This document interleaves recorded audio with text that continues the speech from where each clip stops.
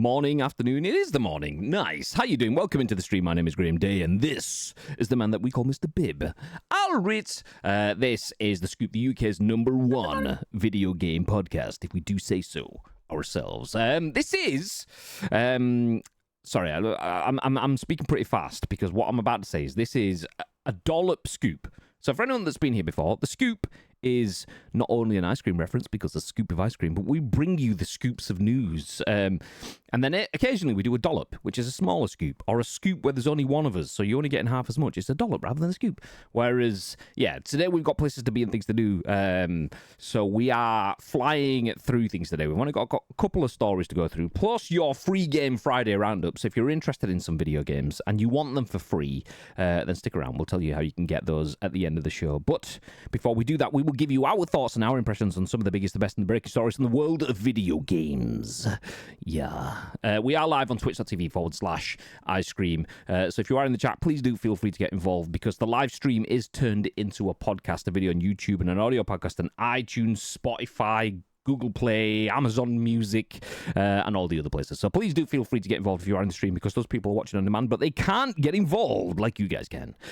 Before we jump into the show, just a quick reminder that Monday coming will be Loot Drop Day. So if you haven't subbed to the channel, you could do what 12head did just 12 minutes ago and drop a Prime or a Tier 1 or a Tier 2 or a Tier 3, whatever sub, or get gifted if you get very lucky. Anyone that has subbed on the first Monday of every month will be included in a giveaway. Don't know what this month's prize is. Last month was it? It was a hat that I've reached out to Lecce for a few times, and he's still not got back to me. So it's still in a box in the office, waiting to go, because I still don't have his address. He might be on tomorrow because of the Aussie time crossover. So I will. If he is, I'll mention it then. Just poke him again for us. Yeah. But if you want a prize, then feel free to jump in to the loot drop, which is you need to be subbed by 3 p.m. on Monday UK time. Basically, that's the gist of it. Nice. How's tricks, Mr. Bibb?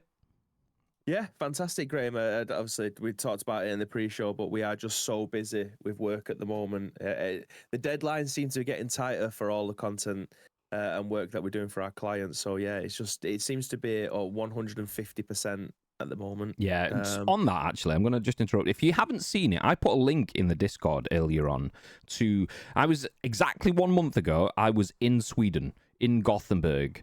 We were doing some stuff, and I've been vague about it because we haven't released anything on it. But we have. Today, the first video from that has gone up. So we were supporting Konami, who are publishing for a Swedish developer called Firewalk Studios, and they are releasing a game called Deliver at All Costs. We've done a few bits for those over the last few months, but this one required us to go to Sweden to film some developer diaries. So we aren't on camera, we're providing the behind camera editing, production, and so on of these dev diaries. Anyway, if you're interested in video game dev diaries, and if you're interested in seeing creative content, I would say that is the best video content that we have produced as Jelly Media, in terms of the overall package, the filming quality, the location sourcing, the post-production and editing process.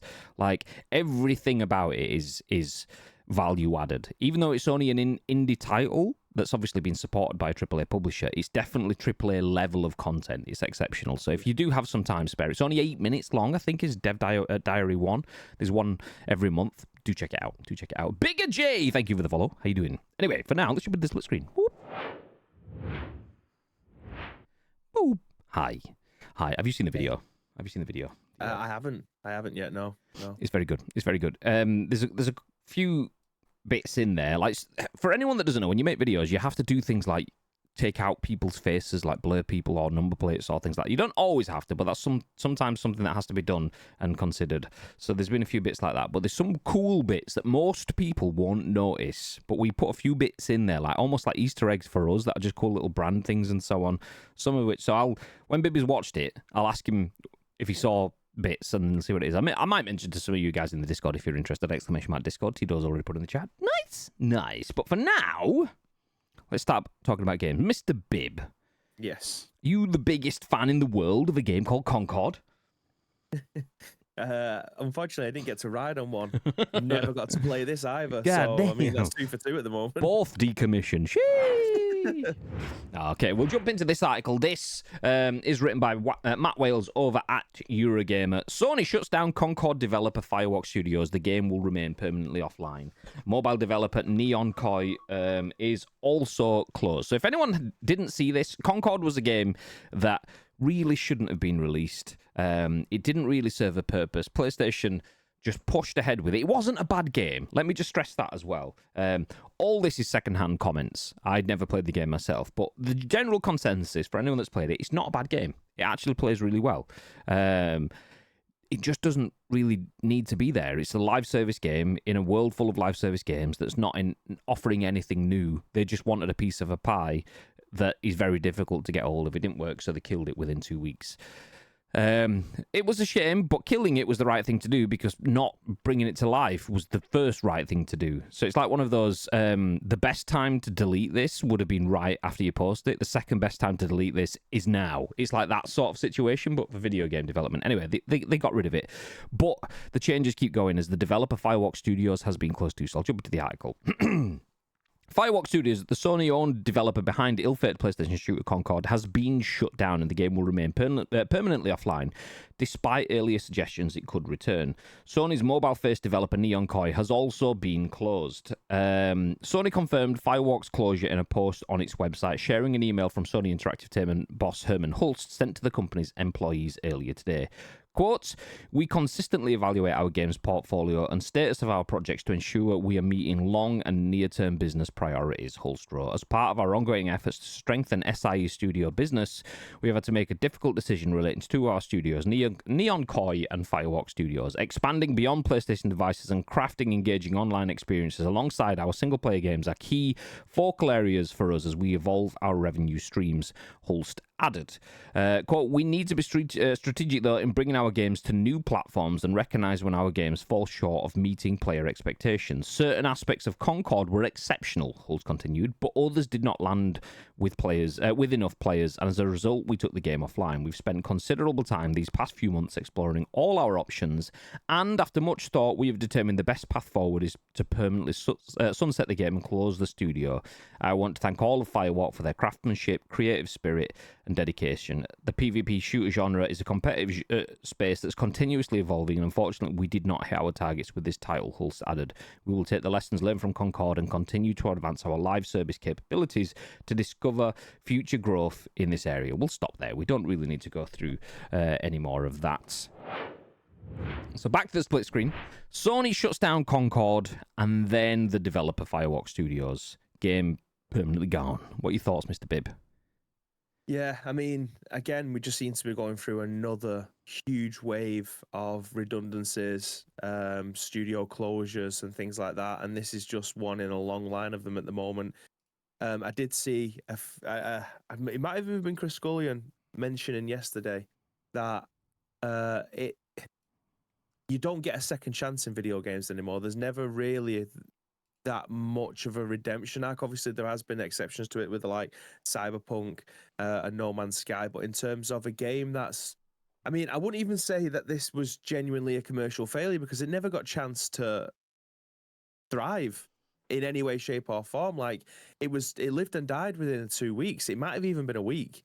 It was already offline within 2 weeks. I think it was just over a week, but not quite even two. Yeah. Yeah. So like, how are you meant to judge anything with that amount of time? Like, there's so many different variables now in this generation of video games, and I'm talking across the board, not just of a system software stuff. I'm talking about the whole collective, whether or not it's playing, promoting, advertising, creating. You can live and die by the promotional material that you're putting out, or just existing within a console space. And that sounds quite vague, and I'll try to be a little bit more specific, but people will, if you want to bring out a game for PlayStation, you're already alienating the Nintendo and Xbox fans straight off the bat. So your pool of players is predominantly smaller, obviously, because you're just catering for one market. Obviously, this ended up getting released on PC as well, so they still have the Steam marketplace there, which is the Steam charts is what kept on getting put about when there was like 23 people playing it at one time. But yeah, it's. I'm trying to find the words to describe where I'm going with it, but the fact that they haven't really had that much of an advertising campaign with it, like genuinely, I didn't know this game existed until I think it was you mentioned it to me that the studio that the game was being taken offline. Yeah. The thing is like we actually covered the game, but you didn't know it existed, and that's kind of what speaks about it. We had a state of play or a conference or something like that, and it was in it. And we didn't remember it was in it. So jumping into the chat then, make a very generic Graham in a Graham? That's me. I'm Graham. Make a very generic game in a crowded market is a Ubisoft move, not Sony. Only thing I don't get is going ahead with it, but doing absolutely no marketing. That I don't get. Many Sony fans didn't even know the game was coming. Doomed to fail, but bad marketing by a first-party company is criminal. I mean, you're an Xbox fan. You should know that, right? Right? I'm only joking. No, banter aside. You are right, 100%. I heard, and I don't know if this is true, I heard it last night driving home. The Kind of Funny Games podcast mentioned that I think it was 24,000 copies sold or something is one of the stats that's been thrown around. Let's just assume, take it at face value, that is true. 24,000 for a first-party PlayStation title. No wonder there's only 23 people playing it on PC. If only 24,000 copies worldwide have been sold, then that is madness. You times that number by 4, and you have the amount of concurrent players on PUBG any hour kind of thing. And that's people around the world owning it in total. That is not a development issue. That is a marketing promotion issue. So even if this game was the best game in the world, you're relying on some sort of viral breakout, one creator to pick it up and go, do you know what, this is fucking phenomenal, and you run with it and you get your PUBG moment, your DayZ moment, or your Fortnite moment sort of stuff. But that doesn't happen when you release a first-party, fully-fledged game and kill it within a week. There is no possible way for that to happen. So it's almost like they needed to put this out as an excuse to squash the studios. For me, I'm not saying that's what it is, but it's so badly managed throughout that it stinks of an ulterior motive. I don't believe there is one, but it's that comically bad that's what it seems like. Well, they're given a couple of buttons and some pocket fluff to be able to advertise this game. Now, again, as I was alluded to before, we live in a generation now where social media plays such a big part in video game promotion, whether or not that is digitally on a billboard in the centre of London or Manchester, or top-tier content creators that have hundreds of thousands, if not millions, obviously. Twitch.tv/game. Cool. Of followers or some sort of social media presence, and you're paying them to be able to stream this game for you. That could have happened. I highly doubt it, but that I'm just gonna go out on a limb and say that never happened because I didn't see it. I don't want to say I live on Twitch, but I see a lot of Twitch content going out. I see a lot of YouTube content going out, and the only thing that I saw going out of this game is people reporting that the game ended up dying. Now, obviously, we work in video games. We work at a digital marketing agency that can handle influencers and pulling together streaming content for brands. And I don't believe that this ended up happening in any way, shape, or form. There's just all the roads pointing towards this game going out. 16, 17 different avenues of promotion essentially got left out with this one. I don't think, again, you mentioned it before, I don't think this was a bad game. It looked okay. It looked like just another hero shooter. Are we overwhelmed with them at the moment? That's why this didn't last. Is it like, I mean, the new, I keep on forgetting what the Marvel game, Marvel Rivals. Marvel Rivals. It's fun. Just jumping in on that bit. I was the exact same episode of the Canon 40 podcast I was listening to. There was two bits that you mentioned there. I don't know anyone, like any large creators or anything, that were commissioned to play this game or any exposure bits like that. Blessing from Kind of Funny mentioned that he played it. I assume he played it on his own channel because I didn't know. But then again, I don't watch all of Kind of Funny's content. I only really get the podcast stuff from them.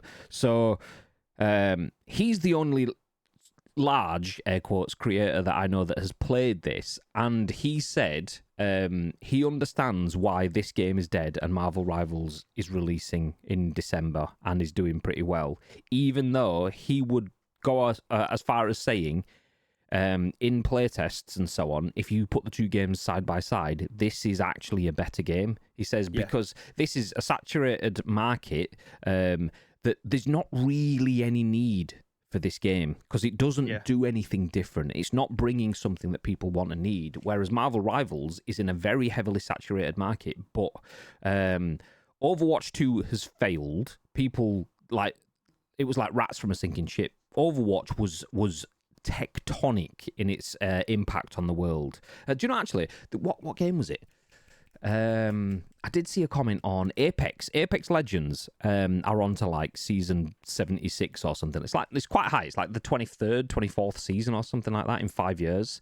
And one of the EA guys said, from our research, live service games can often have a massive pop on number one, but then when they release the sequel, they don't get the same pop. And that instantly made me think of Overwatch 2 because all the user base is installed, they know how the world works and so on, they're happy with the world, and then they change the world. So people go, do you know what? Okay, I've been playing the same thing for 5 years anyway. This might be the time where I jump off. And it instantly resonated with me. Obviously, playing PUBG, I'm thinking, like, PUBG needs a PUBG 2 sort of moment to, like, pop.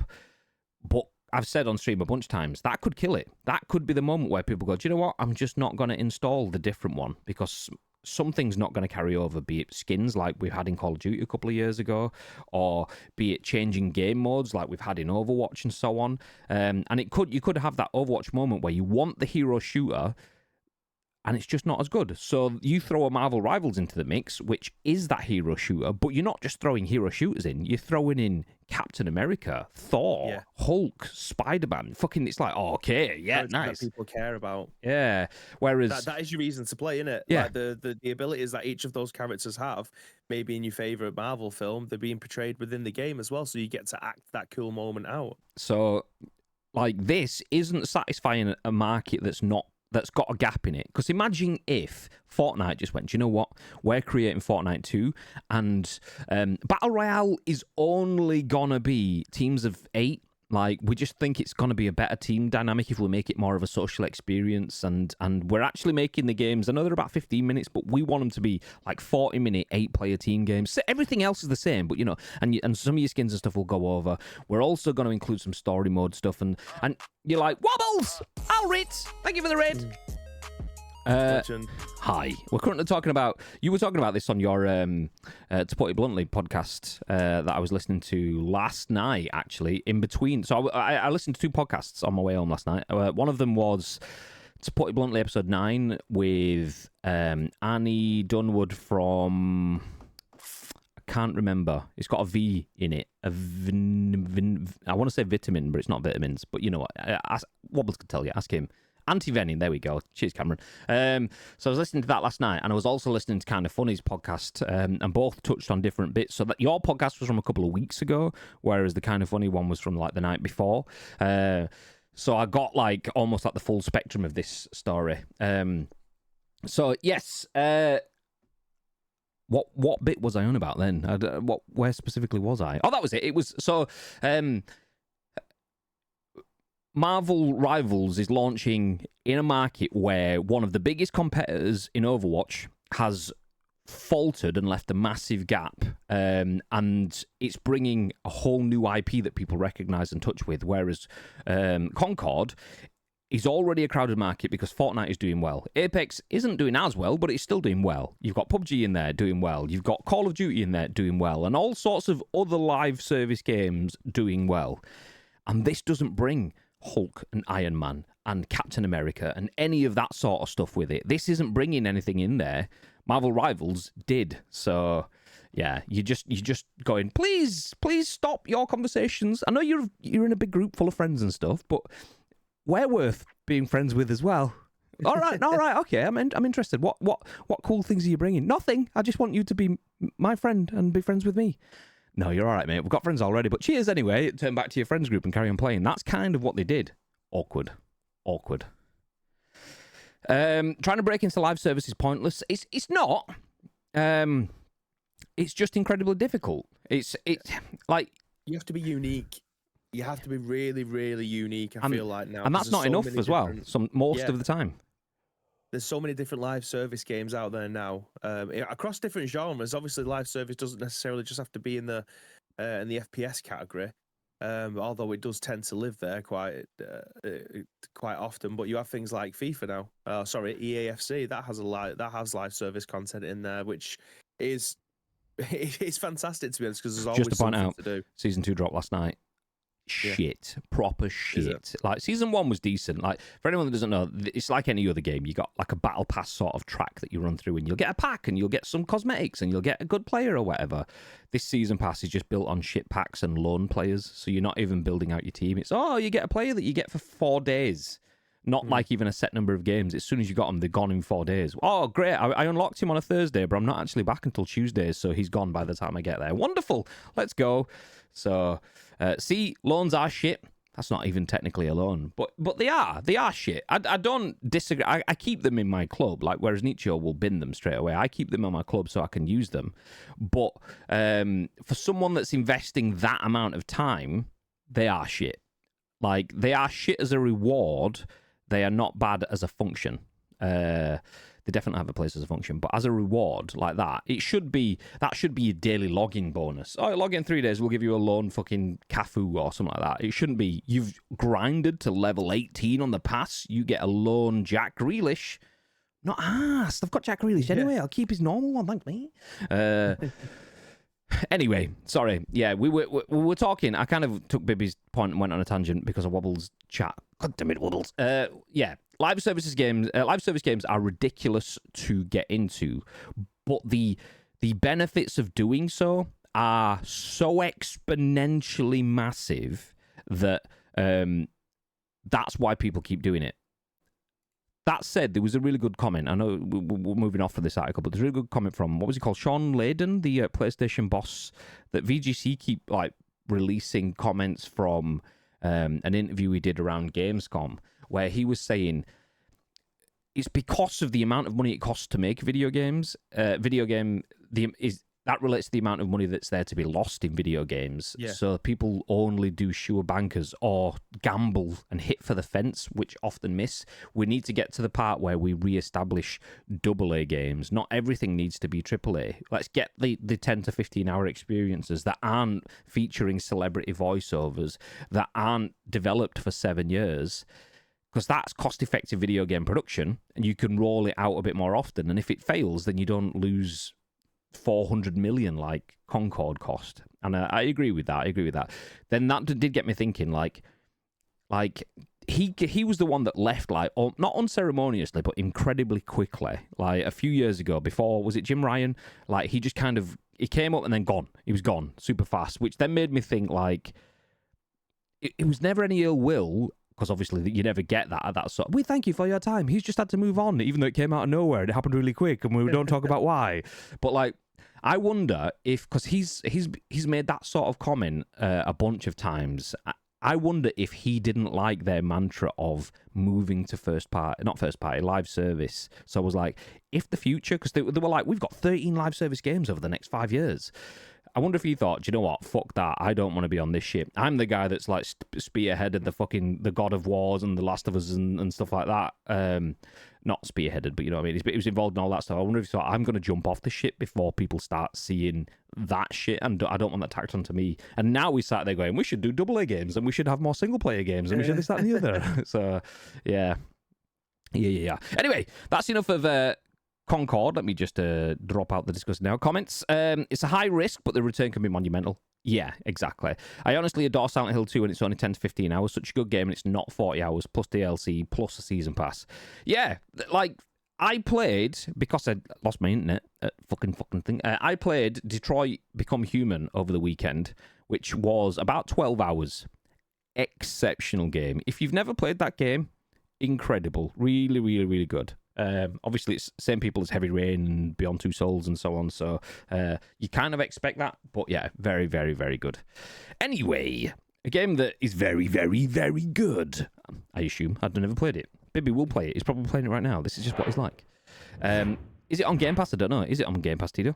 You're the Xbox boss. You tell me. While I tell you about Ed Nightingale's latest article at Eurogamer, which is about Pokemon TCG Pocket, which is out now on mobile. I cannot believe it. Yeah. So I don't know if Bibby has any intent of playing this game, but Bibby has streamed the Pokemon Trading Card game on. Are you playing it? Mate, it was installed the day it came out. There you go.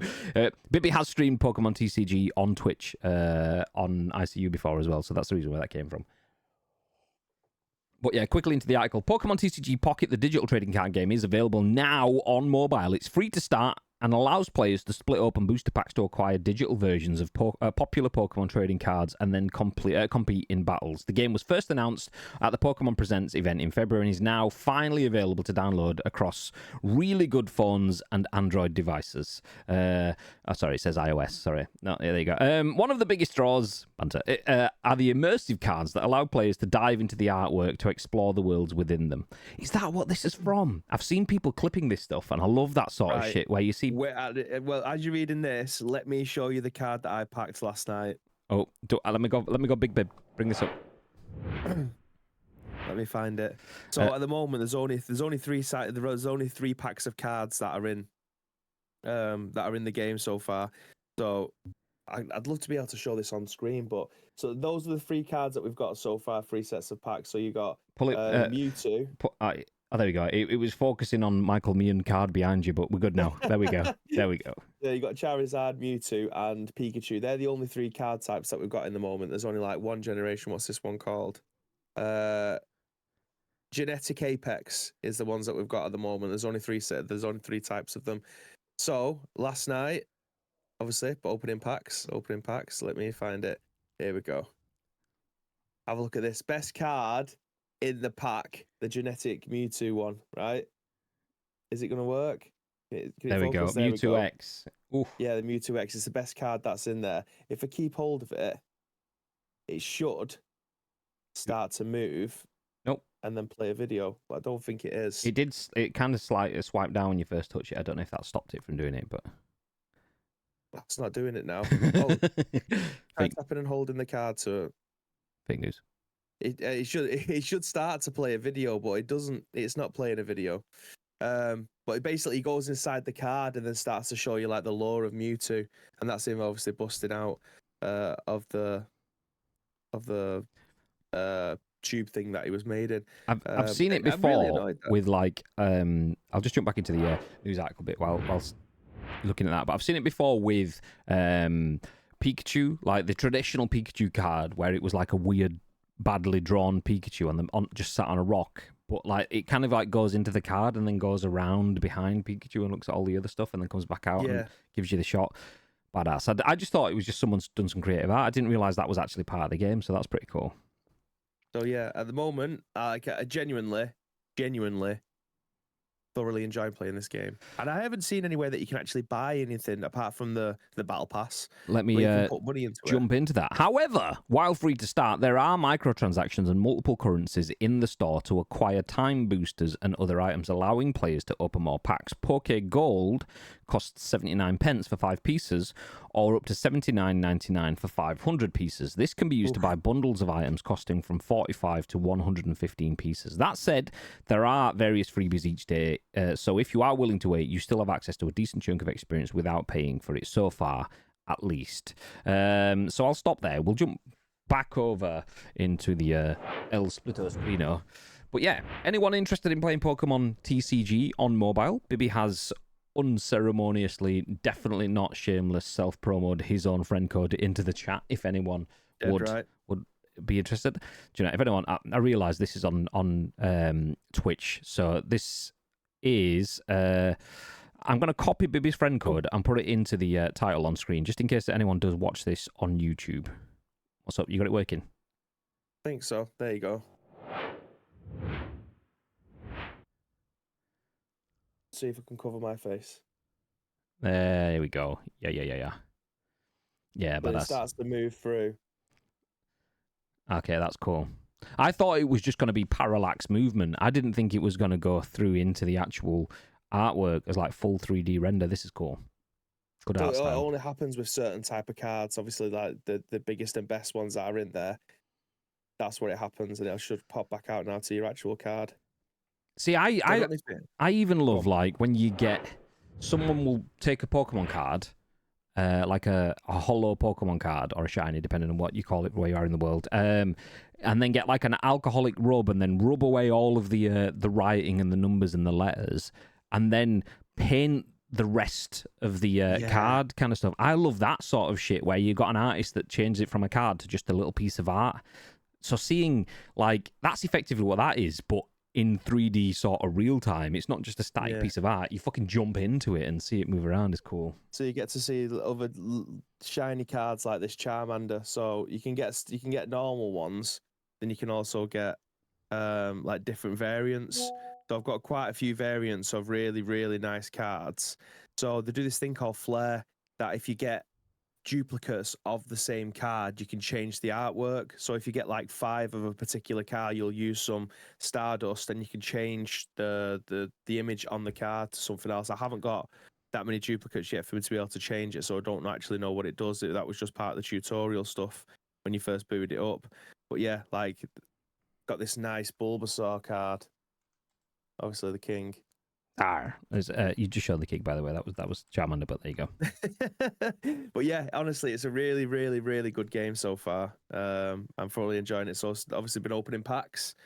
Not spent any money or anything yet. I've just done my dailies, and then I'm friends with Ravi and Show, which then give me these countdown timers. So you can open a pack every 12 hours, and if you do some challenges, you'll get some like sand timers that reduce the time. So I got to open like 5 or 6 cards last night, which is one of the packs that Mewtwo was in. But yeah, it's brilliant. It's a really, really, really good game. If you played the TCG before, the one that's been out for years, they changed it to TCG Live, which is amazing if you've played that on desktop. But this basically, what genre is it? Is it a TCG or? Yeah.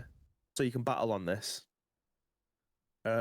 Against friends or just random people on the internet. So they give you daily challenges that you can go in and be able to do to get some more whatever it is that they're giving away. You can unlock decks by doing challenges and things, and then you just go online to battle people as well. But I love games like this. I love TCG games, and the best ones are usually the Pokemon ones. So yeah, this is right on my street. If you've not played it, definitely give it a try if you're into Pokemon, because again, it's free to be able to try it. And collecting Pokemon cards is great, but using and battling the cards that you've got against other people is even better. If you are listening to the podcast, by the way, I am not going to read out Bibby's friend code because it's about 75,000 characters. I'll post on Twitter in a bit. Yeah, I'm going to say, or drop into the Discord. Feel free to chat to us there. It's in the video on Twitch and on YouTube, but the by the time I've got 15 characters in, you'll be like, what was the second one? I'm like, so I'm not going to bother. I am going to stop with that news article there, though, which does mean that I need to then just mention the fact that I've had 2 messages in that. 12head messaged me, which is, so when I asked you what genre it was, 12head says, try and get Bib to say genre. He puts a twang on it. So when I asked you, there you go, say it again. Genre. Olympic Lyon. So yeah, there you go. So I asked you, I thought you'd be like, do you know what genre? Yeah, it's kind of. You just went, yeah, it is. I was like, fuck. He just texts me now, say genre. Why are you telling me? Do you know what? While Bibby says genre a few more times, I'm going to jump us over to our final stories of the day because I need to wrap things up. But it is !FF. Free game Friday. Nice. Free Game Friday. So we tell you what games you can get for PC and or console every week. Usually it's PC, but today we have a little bit extra for console too. So if you are on PC, we tell you the Epic Game Store freebie every week. This week, thanks to PC Gamer, that's Morgan Park, Sarah Richter, Lincoln Carpenter, and other people, you can get from October 31st to November 7th. Witch It and Ghostwire Tokyo. So just in time for Halloween, Epic has Witch It up for free. A multiplayer game of hide and seek where a team of witches try to hide from a team of hunters. Like the classic prop hunt that inspired it, the team of witches can turn into a wide variety of objects to hide in plain sight. Plus, both sides have their own powers and abilities to make messing with your friends better than ever. If that's not your fancy, Ghostwire Tokyo is also free, letting you take on a haunted version of Tokyo with spirits and powers of your very own. So two very Halloween-y sort of games there. Witch It and Ghostwire Tokyo, both on PC, both via the Epic Game Store. Just going to jump over to this screen for 1 second while I switch things up. So if you're not on PC and you think, oh, that's a bit of me, that I could have a bit of that. Well, you're within luck because the PS Plus monthly games have been announced. If you're an Xbox user, by the way, get a proper console or a PC, whatever. No, I'm only joking. We don't have anything for Xbox. Yeah, exactly. Goddamn. Yeah, the PS blog has announced also. This was announced just yesterday. No, day before yesterday. PlayStation Plus monthly games for November are Hot Wheels Unleashed 2. Turbocharged is the subtitle on that. Ghostwire Tokyo. So if you're on PC and PlayStation, you get the game free. I think it's on Game Pass anyway. So anyone that's got an Xbox has got Game Pass, right? And also Death Note Killer Within, which is a day one release on PS Plus as well. So if you are interested in anime games, particularly Death Note, then that I imagine will be big. I know Flynn in the office, he's a big anime/Death Note fan and was buzzing at the fact that it's out day one, free to play for all PlayStation Plus subs. So nice. There you go. Hot Wheels Unleashed 2 Turbocharged, Ghostwire Tokyo, Death Note Killer Within, all playable November 5th on PS. Just make sure if you are jumping in for the Epic Games freebies, you have to get them before Thursday. That's the 7th. They go off about 4 p.m. UK time. I don't know if that changes with daylight savings or anything, but yeah, make sure you get them now. That way you've got them. Nice. Nice. We do have a confirmation that Ruben Amorim has confirmed as United manager starting on the 11th of November. So 10 more days. I'm Easy. Yeah. so you get 2 more weekends of Ruud van Nistelrooy. Yeah. Nice. You see, we get the new manager bounce before we get that new manager bounce again. Nice. And then by Christmas, we might make it up to like, I don't know, 11th place or something like that. Let's go, baby. Yeah, fun times. Yes. Okay. Going to wrap things up there. For anyone that missed it, a quick recap of what we spoke about, should you want to jump back through and check it out. But Sony has shut down Concord developer Firewalk Studios and also another developer, Neon Koi, at the same time. Oh, actually, do you know what? We've missed an article. We've missed one. I've jumped and missed out completely. This is the Xbox bias and stuff within it. Do you know what? I'll give you a quick top line look at this. You know, it's not like we're Call of Duty partners or anything, goddamn. But Black Ops 6 launch was the biggest Call of Duty released ever, Microsoft claims, setting a record for day one players as well as Game Pass subscribers. Nice. We don't really need to go into that. So if we're going to miss an article, that's probably the best one. But to absolutely no one's surprise, Call of Duty is successful. God damn. I mean, is it because Call of Duty Black Ops 6 is exceptional in itself, or is it because it was free for a large number of people on day one? Could that have been a big part of it? Who knows? What are your thoughts, Mr. B? Yeah, I mean, I think it's a little bit of both. I mean, this is what they needed and what they wanted, to be honest, right? Like, this was a huge gamble for them to put this game on Game Pass, but this is this is where the money's going to be made from it, right? Like, it's something that I mentioned last week when I was doing it as a dollar, because it was the lead and headline that I went with. But they've got to think from a consumer standpoint. I think to get Ultimate, it's like £13 a month or something like that.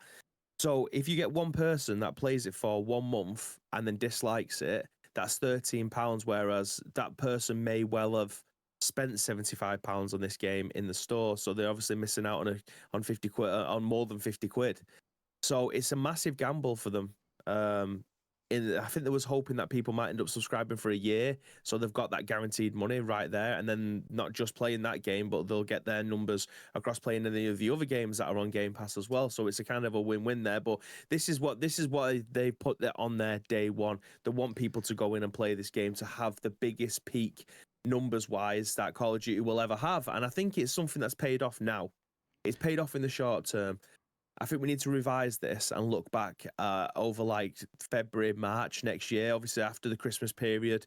Because between now and leading up to Christmas, obviously people are going to be getting consoles for Christmas, or they're going to have a lot more free time.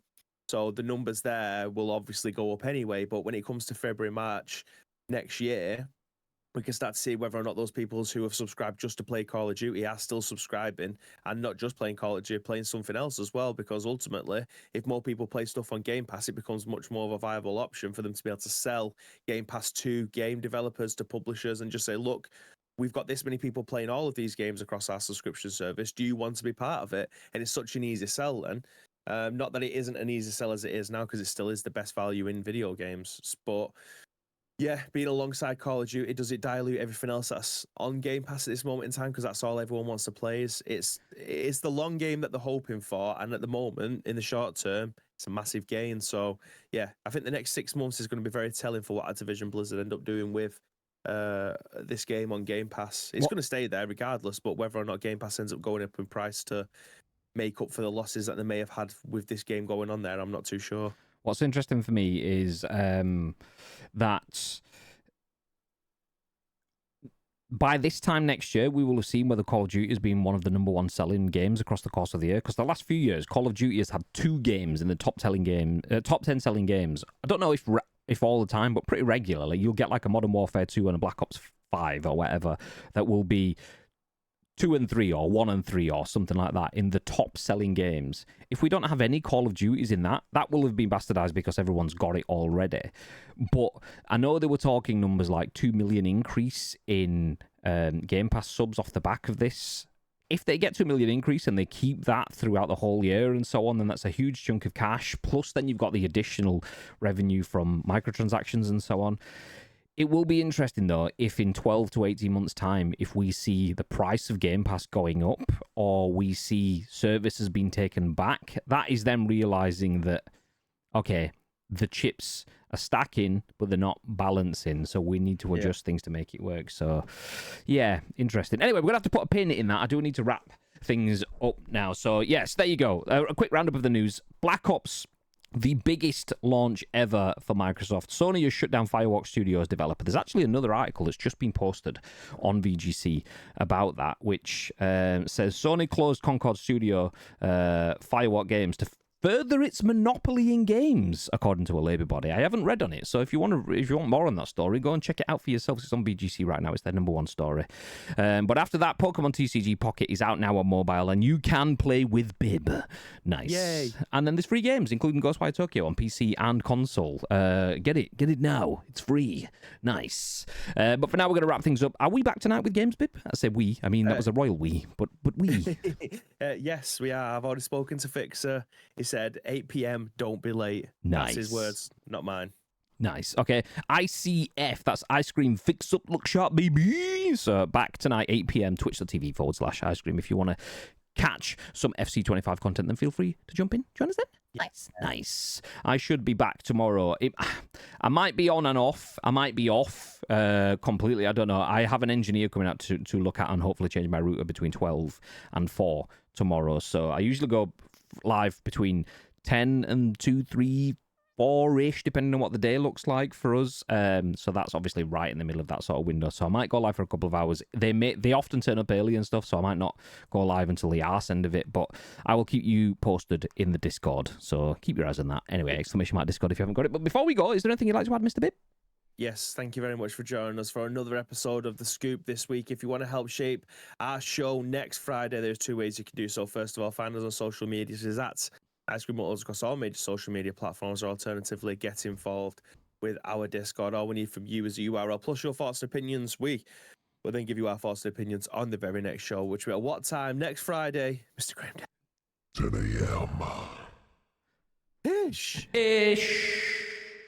Mate, 10 a.m.-ish. We'll be back 10 a.m.-ish next week with... I nearly forgot about it today. Yeah, never mind. Nobody's done with it. Yeah, we're going to disappear now. Stick around for the raid. We're going to pass you over to one of our friends. But until next week, stay frosty.